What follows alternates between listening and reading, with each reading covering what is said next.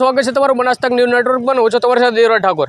અને આજે બનાસકાંઠા જિલ્લાના ભાભર તાલુકાના ખારીપાલડી ગામે જે મુખ્યમંત્રી ગ્રામ સડક યોજનામાં જે રસ્તો બનાવવામાં આવ્યો છે, જે રસ્તાના કામમાં જે ભ્રષ્ટાચાર થયો હોય તેઓ અહીંયાના ગામ લોકો તેમજ સરપંચ દ્વારા આક્ષેપ કરવામાં આવી રહ્યો છે.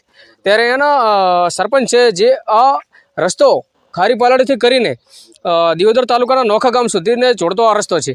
ત્યારે આ નોખા ગામના સુધીને જોડતા રસ્તાને અંદાજે આજથી 1.5 વર્ષ જેવું થવા આવ્યું, પણ આ રસ્તાના કામ હજી પૂરું કરવામાં નથી આવ્યું. ત્યારે એના સરપંચ દ્વારા આક્ષેપ કરવામાં આવી રહ્યો છે કે આ રસ્તાના કામમાં ક્યાંક ને ક્યાંક ભ્રષ્ટાચાર થયો હોય તેવું અહીંયા લાગી રહ્યું છે.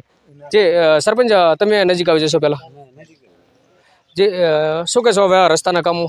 રસ્તા ભ્રષ્ટાચાર જ છે ને, બનાવતા નથી. 1.5 વર્ષથી પીડ્યો છે, ઢોરણ ખાઈ જાય છે અને વખો પાડે ખૂબ માર્ગે ને અડધો લાશો કપચીને અડધા મળે નથી લાજીને ધોળે કપચી લાગે છે, વખો ખૂબ પાડે છે. હવે તો વાડી ગરમ કરીને કે ભલે રહેવા જઈએ ત્યારે આ કરતા કેટલી ટકર દાલા ખાઈ જાય ઢોરણ, કાંઈ રાખ્યું નથી. મહિનો થાય ને આવે ને વળે એમ તો આવે નાટો મારીને જતા રહે, ધોવા આવે છે, કાંઈ કામ કરતા નથી. બીજો ભ્રષ્ટાચાર કરે, ઘડનાળું એવું બનાવ્યું, બધું એ કામ કરતા નથી. જે આ રખડતા ઢોર હેરાન કરે એ કેવી રીતના તમને હેરાન કરે? આ વળે ખાઈ જાય, કશું રાખતા જ નથી ને. એટલે જ્યાં લોકોએ વાડે તો પાડી નાખી હતી, જે બધા ગાડીઓ વાડી હતી ને ધાંભલા પાડીને મેચાણા એ હડાઈ વાયર હારીને ઢોરા આધુઓ ને રખડાઈ રહ્યા પસા તો આટલા ભરાઈ રહ્યા છે, કશું રાખતા જ નહીં, ખાઈ જાય, બધાને હેરાન કરે છે.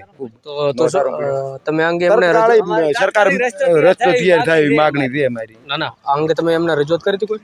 એને કંત્રાટીને 20 દિનનું કીધું, ગેની બેનને કીધું, ગેની બેને કાંઈ કીધું હતું પણ આવતા નથી. કંત્રાટીને કીધું, કોન્ટ્રાક્ટર શું જોવા આમાં કે આવતો જ નથી. જે હવે તમારા ગામ લોકોનો આક્ષેપ છે અને સરપંચનો પણ આક્ષેપ છે કે અહીંયા રોડના કામમાં ભ્રષ્ટાચાર થયો, તો કેવી રીતનું? આ પણ રેવજી ધોળે કપચી લાગે રે ને કાળી કપચી જ નથી લાગતા, એકલી આ સળામણ આવે ને રેતનું ઈડું લાગે છે. બીજા પણ ગામ લોકો છે મારી સાથે, જે અહીંયા જશો વળી. આપણો પહેલાં તો પરિચય આપશો, આપણું નામ જાણો છો? મારું નામ ઠાકોર ભેમાજી અદાજી, ખારીપાલડી ગામ. હવે આ રસ્તો આશરે 1.5 વર્ષથી ચાલુ છે અને 2-4 દિવસ કામ કરે ને વળે જતા રહે, કામ કરે ને જતા રહે. અને આ કામમાં ભ્રષ્ટાચાર હોય એવું લાગી રહ્યું છે કોણ, એટલે આના અંગે કોઈ લાગતા વળગતા સત્તાવાળાઓ ધ્યાન દોરે અને આ કામ અમારું ઝડપી થાય અને ગામ લોકોને જવા માટે, નોખા ગામ અમારે જવા માટે ઘણી તકલીફ પડે છે. આ દિયોદરને જોડતો છે ગામ અને અહીંથી શોર્ટ પડે દિયોદર જવું હોય તો, કે મીઠા થઈને 8 કિલોમીટર 12-8-20 કિલોમીટર થાય, આ 11 કિલોમીટર અમારે થાય. એટલે જેમ બને એમ આ રોડ ઝડપી બને એવી અમારી ગામ લોકોની લાગણી છે. જેવા તમે ભ્રષ્ટાચારનો આક્ષેપ કર્યો હતો, ભ્રષ્ટાચાર કેવી રીતનું એને આચરે એવું કહી શકાય? ભ્રષ્ટાચારમાં 4-5 જાતનું નાખવાનું આવે છે. કાળી કપસી છે, પછી એક એકદમ ઝીણી પાવડર ટાઈપનું આવે એ નાખવાનું આવે છે, પછી મોટો મેન્ટલ છે એ નાખવાનું આવે છે. પણ મોટા ભાગે આ જે પડ્યું ને હશે આર્યું અમને નાખેલું નજરે પડે છે. અને બહુ થોડું જ નાખેલું છે, થોડું. તો કોન્ટ્રાક્ટરને તમે રજૂઆત કરી? કોન્ટ્રાક્ટરને અમે નથી કરી, સરપંચશ્રીએ રજૂઆત કરેલી છે, મેં નથી કરી. કોન્ટ્રાક્ટર શું જવાબ મળે? સરપંચને કે ફોનથી કે હું આવું છું 2 દાડામાં આવું કરે છે, પણ આવતા નથી. શું કહેશો હવે રસ્તાનું કામ? આ રસ્તાનું કામ સત્વરે થાય અને આગળ નોખા આગળ કામ બાકી પડ્યું છે. અહીંથી આ ના કામ થોડું કર્યું, ના કર્યું ને ધૂરું પડ્યું, વચમાં કર્યું હોય ને વચમાં વળે મેલટ. સરપંચે જે રીતે જણાવ્યું કે અહીંયા રસ્તોનું કામ પૂરું થવાના કારણે અહીંયા જે રખડતા ઢોરો છે એ ખેડૂતોના ખેતરમાં ઘૂસી જાય છે. તો એ કરતા જેમ કે જંગલ કટિંગ કર્યું એટલે વાડ નીકળી ગઈ, એટલે વાડ નીકળે એટલે નોંધારો થઈ ગયું.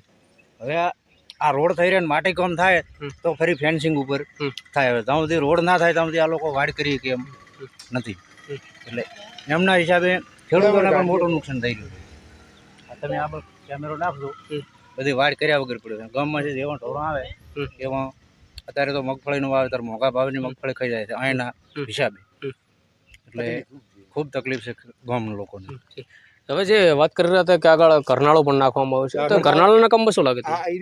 કરનાળો એક ગામમાં નાખ્યો છે પણ એ તૂટી ગયું છે ઉપરથી. તમે અહીંયા જઈને જોજો તો ઉપરથી જે પ્લાસ્ટર કર્યું છે ને તૂટી ગયું છે. ગાડી ઉપરથી હડે છે ને એ તૂટી ગયું. શું લાગે છે એમાં કામનું? જે પાણીના નિકાલ માટે આ જે પાઇપો તો ઉઘાડા રાખ્યા નથી, પાઇપમાં પાણી જાય ને કરનાળાનો હેતુ તો એવું હોતું હોય ને પણ ઘરનાળો એને બનાવ્યો ખરો પણ માટી એમને એમ છે, હમ. પાણી નીકળતો નથી, પાણીનો નિકાલ નથી થતો. પાણીનો નિકાલ શું લાગે છે એ કામમાં એ કામમાં ગેરરીતિ જ છે, ગેરરીતિ? ગેરરીતિ. તમે હલકી ગુણવત્તાવાળો મટીરિયલ કયો વાપરો માલ સામાન? માલ સામાન તો ઓછું વાપરે છે, ઓછું વાપરો? હલકી ગુણવત્તાવાળો તો ઠીક છે હમ. પણ વાપરે છે ઓછું, વાપરે છે ઓછું વપરાય છે મારા ધ્યાન મુજબ. જી ચોક્કસથી. તો આ જે તમે રસ્તો જોઈ રહ્યા છો, પ્રવીણ ઠાકોર છે મારી સાથે, જે દ્રશ્ય બતાવે કે અહીંયા આ રસ્તો અહીંયા ભાભર તાલુકાના ખારીપાલડી ગામથી કરીને જે દિયોદર તાલુકાના નોખા ગામને જોડતો આ રસ્તો છે. આ અંદાજિત 2 થી 2.5 કિલોમીટરનો આ રસ્તો છે. ત્યારે આ રસ્તાના કામમાં હલકી ગુણવત્તાવાળો માલ સામાન મટીરિયલ વાપરવામાં આવ્યો હોય તેમજ આ રોડના કામમાં ભ્રષ્ટાચાર થયો હોવાનો અહીંયાના ગામના પૂર્વ સરપંચ અમિતચંદભાઈ ઠાકોર તેમજ અહીંયાના ગામ લોકો આક્ષેપ કરી રહ્યા છે. તો શું આ ગામ લોકોને અહીંયા ન્યાય મળશે તો મળશે ક્યારે, અને આ રસ્તાનું કામ પૂરું કરવામાં આવશે તો આવશે ક્યારે? તેમજ આ રસ્તો હજી સુધી પૂરો ન થવાના કારણે અહીંયાના ખેડૂતોને જે છે એ જે જંગલ કટિંગ કરવાના કારણે અહીંયા જે એમની વાડો તે તાર ફેન્સિંગ પણ પાડી દેવામાં આવી છે, અને અહીંયા એમના ખેતરોમાં અહીંયા રખડતા પશુઓ પણ ઘૂસી જાય છે. ત્યારે એમના ખેડૂતોના ખેતરના પાકમાં પણ નુકસાન થાય છે. ત્યારે આ રસ્તાનું કામ જલ્દીથી પૂરું કરવામાં આવે અને તેમજ ઉચ્ચ અધિકારીઓ દ્વારા આ રસ્તાની યોગ્ય તપાસ કરવામાં આવે તેવી અહીંયાના સરપંચ અને અહીંયાના ગામ લોકોની માગ છે. તો સુચિતભાઈએ જે જણાવ્યું કે આ ઘરનાળાના કામમાં પણ ક્યાંક ને ક્યાંક ગેરરીતિ આચરી હોવાનું અહીંયા સરપંચ દ્વારા આક્ષેપ કરવામાં આવી રહ્યો છે. ત્યારે જે આ ઘરનાળો બનાવવામાં આવ્યું છે ગામ તરફ, જે તમે દ્રશ્ય જોઈ રહ્યા છો, ત્યારે અહીંયા સરપંચને પણ અહીંયા બોલાવીશ અને સરપંચ સાથે પણ આપણે વાત કરીશું. જે સરપંચ આ ઘરનાળાની બાબતે તમે જે કીધું, તો આ ઘરનાળામાં કેવી રીતે ભ્રષ્ટાચાર ગતું ખોલું ત્રાસ્યું બુર્યું પૂરું બે વાળા બને સાહેબ? અને કાંઈ સારું કરવું હતું ને પાણી હેડે હું આ તો ઘરનાળામાં જ રોડમાં જ હેડે હું તે પાણી. તો ઘરનાળાનું પાણી અત્યારે નાખવામાં આવે તો સામાન સાઈડ દિવાલ છે તો પાણી જાય કે? હવે હું એમને બનાવીને દાતા રહ્યા એમને રોડમાં જ હેડ્યું તાજી.